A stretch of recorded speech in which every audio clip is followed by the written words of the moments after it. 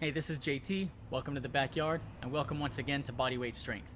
In this video, what I'm going to do is demonstrate advanced ring row variations. Before you give these a shot, make sure you have watched the earlier videos in the ring row progression playlist and that you have the earlier progressions down.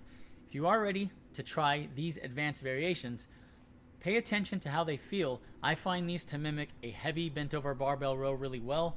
And so these are one of those movements that are really good for building strength and hypertrophy throughout the pulling musculature, the back, and the biceps. I'm going to go ahead and demonstrate these for you, and I'll give you some pointers and we'll talk as I demonstrate.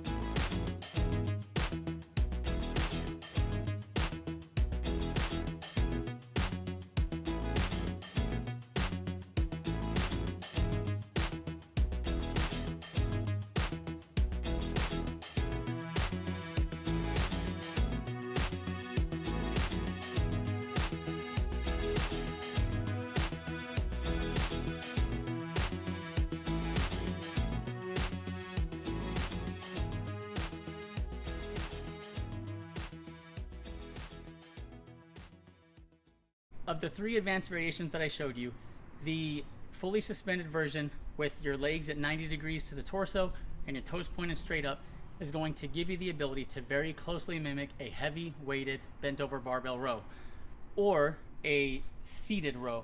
So if you've trained in the past and you like a seated row, you like a heavy bent over barbell row, that's how you're going to mimic that movement, and it feels really good, it works really well. Give it a shot. I think you will be satisfied with it.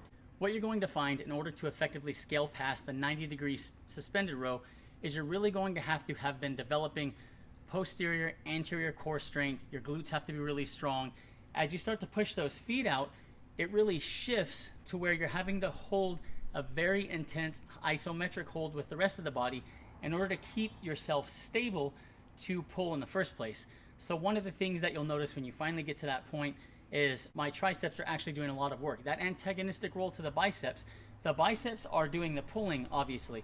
But when you push those feet out, to hold your body stable in that elongated position is actually brutally hard for the triceps as well. So once you start to scale past that 90 degree row, what you're gonna wanna do, like I mentioned, is straddle.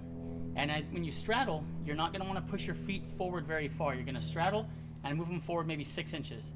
And that's going to be your variant. And then maybe it's another 6 inches and another 6 inches. And over time, what you're going to do is push your feet further away from the center of gravity. And every time you move them a little bit further as you build strength, what you're going to find is that as a full body movement, it's extremely difficult. So yeah, you're going to be getting stronger in the pulling musculature, but you're also going to be getting stronger everywhere else. And that's one of the biggest differences between this style of training and traditional weight training, is that sometimes what prevents you from progressing is not that your back isn't strong enough or that the pulling musculature isn't strong enough. It's that the muscles in the core, be it posterior, anterior, the glutes, you may have a weakness elsewhere, the triceps, that are not allowing you to progress. And so that's one of the reasons why I will sometimes say that this type of training allows no weak links.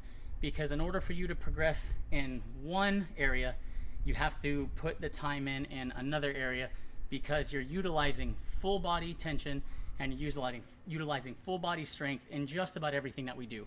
So hopefully that makes sense. If you have questions, make sure you ask. I'll get to them as quickly as I can.